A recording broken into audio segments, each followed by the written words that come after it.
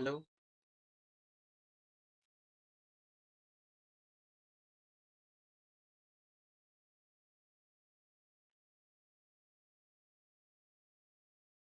Hello and welcome everyone, this is CA Chinmay Pathak and अभी से हम शुरू करने वाले हैं सीए इंटर का जो न्यू सिलेबस है फॉर मई 2024 एंड नवंबर 2024। उसका ऑडिटिंग एंड एथिक्स वाला ये चैप्टर, ये सब्जेक्ट, ओके। इसमें होल सोल कवरेज रहेगा, इसमें कॉन्सेप्ट्स रहेंगे, आपके पूरे कॉन्सेप्ट्स कवर हो जाएंगे। प्लस इसमें आपके क्वेश्चन एंड आंसर्स भी कवर होने वाले हैं। At the end of every chapter हम क्वेश्चन एंड आंसर्स को भी करेंगे, ओके। तो शुरू करते हैं। सबसे पहले एक ओवरव्यू ले लेते हैं कि क्या होने वाला है ये पूरा सिलेबस जो ऑडिट का नया आया है। What is the syllabus exactly, this is the जो हम कहते हैं ना इंडेक्स, उस तरीके से हम देखने वाले हैं। अगर आप देखोगे तो जो ऑडिट का सब्जेक्ट है उसमें 100 मार्क्स का पेपर है, उसमें 70 marks will be descriptive, 30 marks का will be MCQ. MCQ case study भी आता है, ऐसा बड़ा केस स्टडी दे देंगे और 5 एमसीक्यू पूछ लेंगे 2-2 मार्क्स के, ऐसा भी आता है। और एक डायरेक्ट एमसीक्यूज भी आते हैं। इन एमसीक्यूज को नेगेटिव मार्किंग नहीं होती। इन एमसीक्यूज को नेगेटिव मार्किंग नहीं होती, यानी क्या?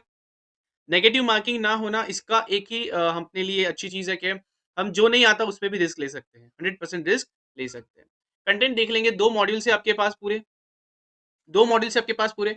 मॉड्यूल में सबसे पहला इंट्रो वाला चैप्टर होगा जिसमें आपको इंट्रोडक्शन दिया जाएगा, व्हाट इज बेसिकली ऑडिट, क्योंकि आप फर्स्ट टाइम पढ़ोगे इंटर के सिलेबस में।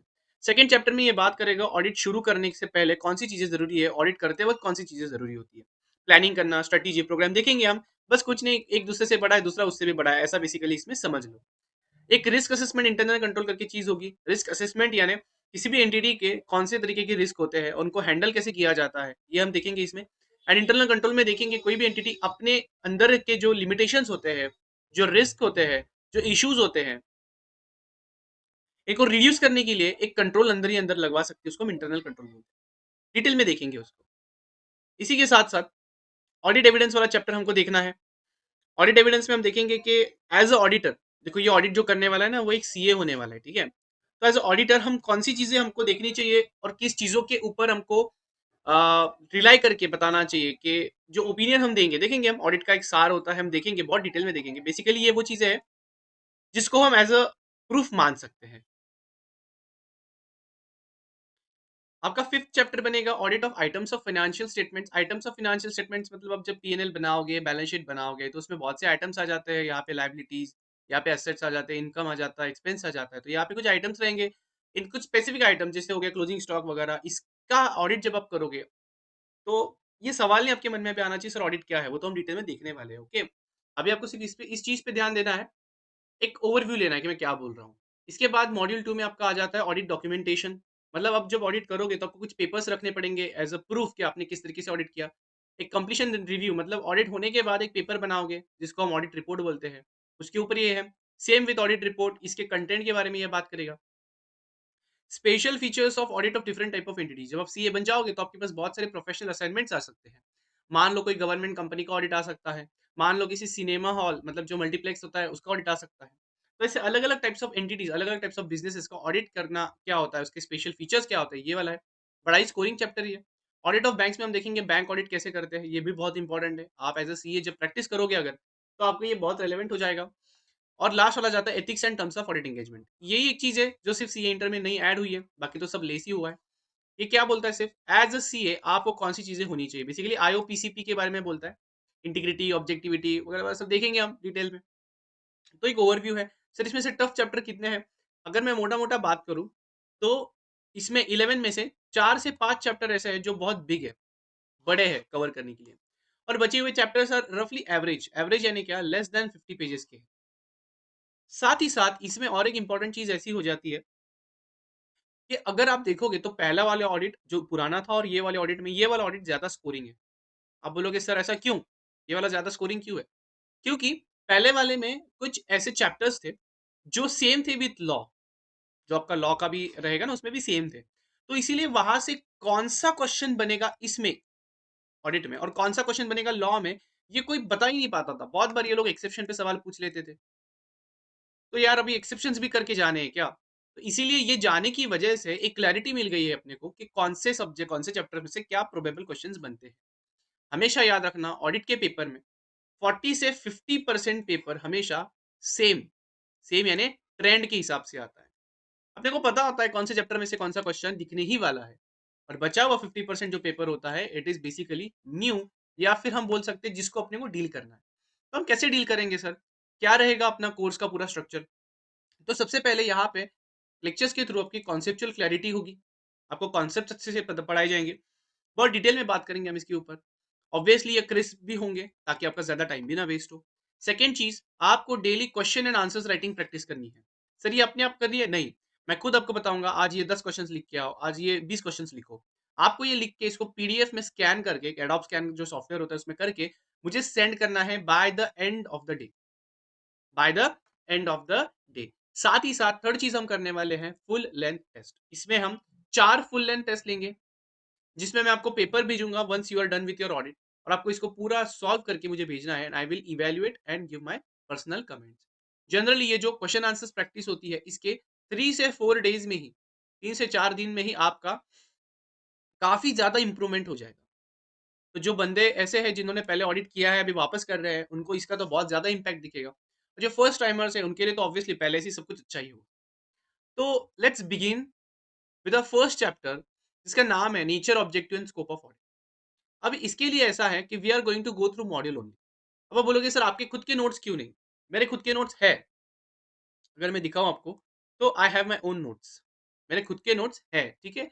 लेकिन इसमें मेरे नोट्स होने के बाद भी मैं मॉडल से इसलिए रेफर कर रहा हूं क्योंकि मेरे नोट्स पता नहीं आपके पास, आप उसकी प्रिंट लोगे कैसे करोगे, तो इट्स बेटर कि हम मॉडल के थ्रू ही चलेंगे। तो सर मॉडल तो इज वेरी बल्कि, नहीं, जब मैं पढ़ाऊंगा तभी मैं आपको कुछ चीजें कट करके दूंगा। वो चीजें अगर आप कट कर दोगे तो आपका मॉडल भी आपकी ही जो बाकी के नोट्स होते हैं उस हिसाब से क्रिस्प हो जाएगा, शॉर्ट हो जाएगा। तो let's begin with this chapter. तो शुरू करते हैं अपने इस चैप्टर नंबर 1 के साथ। चैप्टर नंबर 1 जो है वो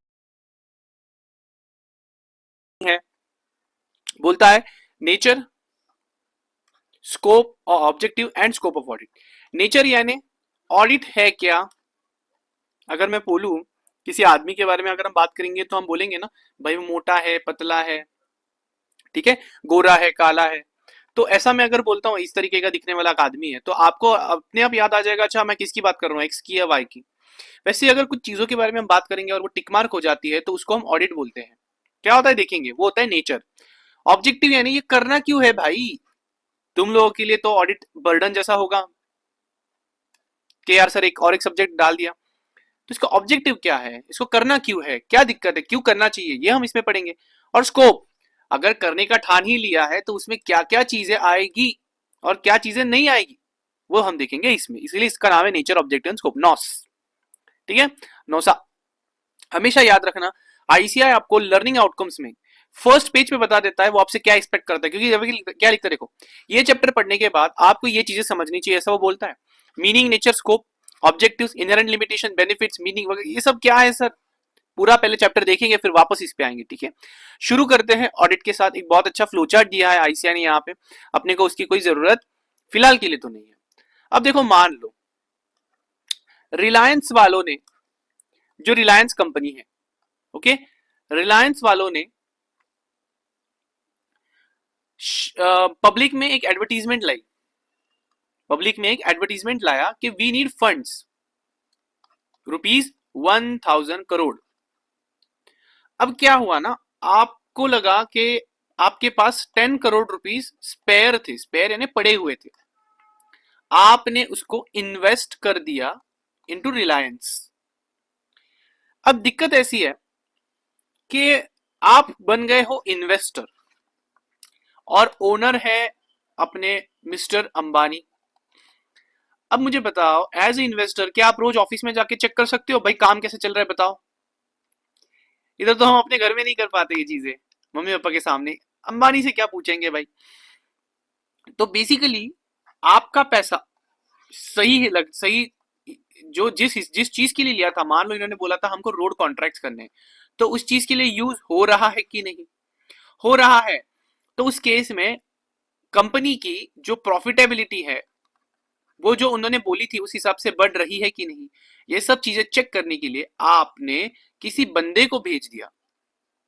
मान लो मिस्टर सी। अब यार अंबानी तो इसको कोई बुक्स दिखाएगा नहीं। बुक्स मतलब क्या, बेसिकली इसका प्रॉफिट एंड लॉस अकाउंट और इसका बैलेंस शीट। अंबानी बोलेगा तू कौन है, तेरे को क्यों दिखाऊं। तो ये जो इन्वेस्टर्स होते हैं ना, इन लोगों ने गवर्नमेंट को प्रे किया कि सर हम लोग इन्वेस्ट करते हैं और हमको ही नहीं पता चलता कि इनके बुक्स, इनके पीएनएल, इनका बैलेंस शीट सही है कि नहीं, तो क्या मतलब है, हम क्यों पैसा लगाए।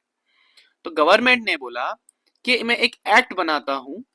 इस एक्ट के थ्रू, इस एक्ट के थ्रू किसी एक आदमी को पावर दी जाएगी। क्या दी जाएगी, पावर दी जाएगी कि ये जाके इसका ये पीएनएल, इसका ये बैलेंस शीट चेक करेगा। क्या करेगा, चेक करेगा।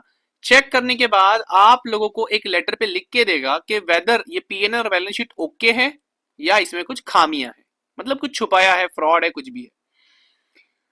तो ये एक्ट जो है ना, इसको हम बाद में देख लेंगे कौन से एक्ट में कौन सी पावर दी गई है। अलग अलग एक्ट्स में पावर दी जाती है। इस प्रोसेस को ये जो एक बंदा था, अच्छा ये मिस्टर सी था, इसका कुछ इसमें पैसा नहीं था, कुछ नहीं था, इसको बस किसने बोला करने को, इन लोगों ने बोला, आप लोगों ने बोला। और इसको तो अंबानी दिखाता नहीं था, तो इसको पावर कहां से मिलती है, इस एक्ट से मिलती है। ये जाके क्या करता है, चेक करता है। अगर मैं इसको अंग्रेजी में कन्वर्ट करूं, इंग्लिश में कन्वर्ट करूं, तो देखो कि क्या बन रहा है। देखो सबसे पहले ये जो बंदा है, इसका और अंबानी का कोई रिश्ता नहीं, तो मैं इसको बोल देता हूं इंडिपेंडेंट। क्या बोल देता हूं, इंडिपेंडेंट ही मतलब ही अलग है ना। ये जो चेक कर रहा है, इसको इंग्लिश में बोल देता हूं इवैल्यूएशन। क्या बोल देता हूं, इवैल्यूएशन। या फिर इसके लिए और अच्छा वर्ड यूज कर लेंगे, एग्जामिनेशन। किसी चीज को आप क्या करते हो, एग्जामाइन करते हो। इंडिपेंडेंट एग्जामिनेशन ऑफ ये जो प्रॉफिट एंड लॉस अकाउंट, ये जो बैलेंस शीट है, अगर ये बार बार लिखोगे तो ये कैसा बनेगा। देखो प्रॉफिट एंड लॉस अकाउंट लिखना पड़ेगा, बैलेंस शीट लिखना पड़ेगा, फिर बैलेंस शीट के नीचे नोट्स आते हैं वो लिखना पड़ेगा, फिर एक कैश फ्लो स्टेटमेंट करके चीज बनती है जो अकाउंट्स में पढ़ोगे अंडर AS3, वो भी लिखना पड़ेगा। तो बेटर इन सबको एक नाम दे देते हैं फाइनेंशियल स्टेटमेंट्स। क्या नाम दे देते हैं, फाइनेंशियल स्टेटमेंट। तो मैं क्या बोला, इंडिपेंडेंट एग्जामिनेशन। ये इंडिपेंडेंट बंदे ने एग्जामिनेशन किया किसका, ऑफ फाइनेंशियल स्टेटमेंट्स। किसके, किसका किया, आप लोगों का किया क्या, नहीं, एक बिजनेस का किया। अब क्या हर बार बिजनेस वर्ड यूज करेंगे, नहीं, ऑफ एन एंटिटी, किसी एंटिटी का इंडिपेंडेंट एग्जामिनेशन किया, उसके फाइनेंशियल स्टेटमेंट्स का। अब हो सकता है यार रिलायंस है, बड़ी कंपनी है, बहुत बार कोई छोटी कंपनी भी हो सकता है हम किसी ट्रस्ट को डोनेट करना चाहते हैं बहुत पैसा, तो उस ट्रस्ट के ऑडिट के लिए हमने किसी को भेज दिया, उसके फाइनेंशियल चेक करने के लिए किसी को भेज दिया। ट्रस्ट तो प्रॉफिट कमाती नहीं, तो मैं लिख सकता हूं, अच्छा यहाँ पे रिलायंस एक कंपनी है, मे बी मैं किसी LLP यानी फर्म का भी ऑडिट करवा के ले सकता हूं। तो लीगल फॉर्म कुछ भी हो, उससे फर्क नहीं पड़ेगा। प्रॉफिट कमा रहा है, नहीं प्रॉफिट कमा रहा है, उससे फर्क नहीं पड़ता।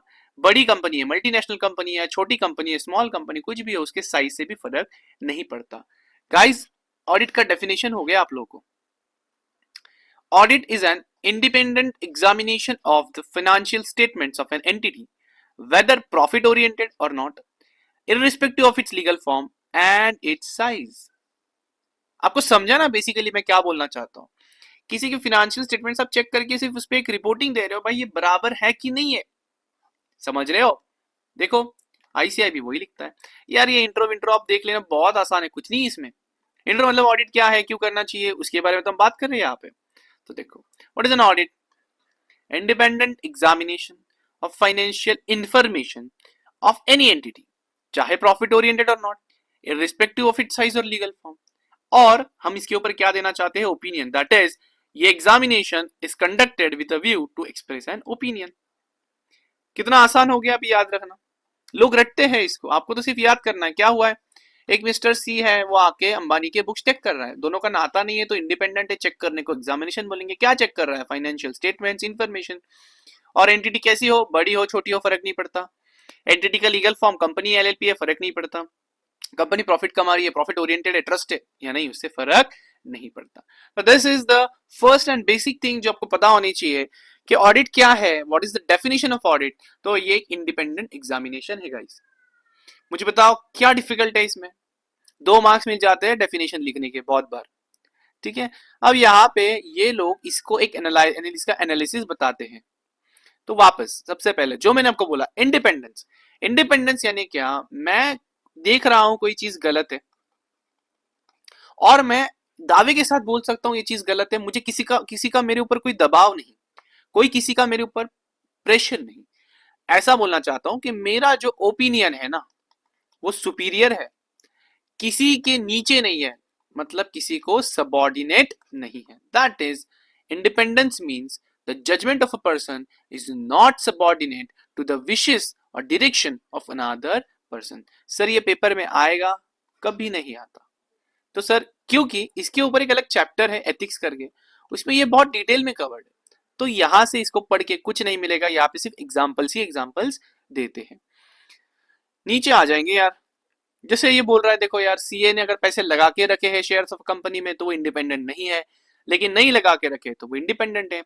सीए का भाई, सीए का कोई रिलेटिव है जो काम कर रहा है उस कंपनी में, तो बेसिकली वो इंडिपेंडेंट नहीं है।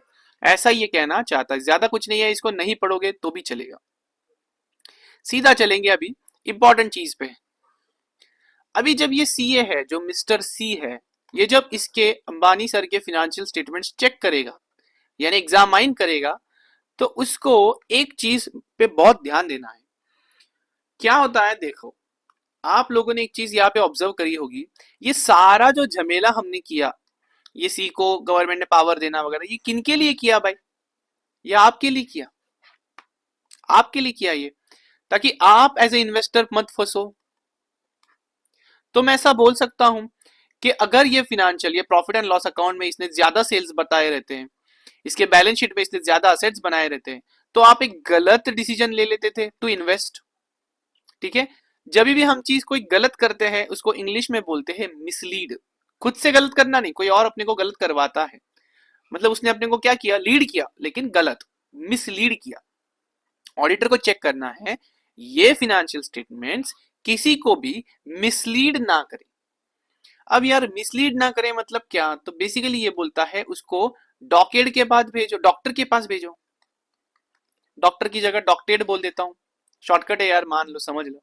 डॉक्टर की जगह डॉक्टेड बोल देता हूं। मतलब बेसिकली ये क्या बोलता है, एक बार चेक करेंगे। ठीक है, सबसे पहला जो भी अकाउंट्स है, जो भी आपने लेजर बनाए हैं, बेसिकली अलग अलग लेजर्स, ये जर्नल एंट्रीज के बेसिस पे ही बनाए गए हैं।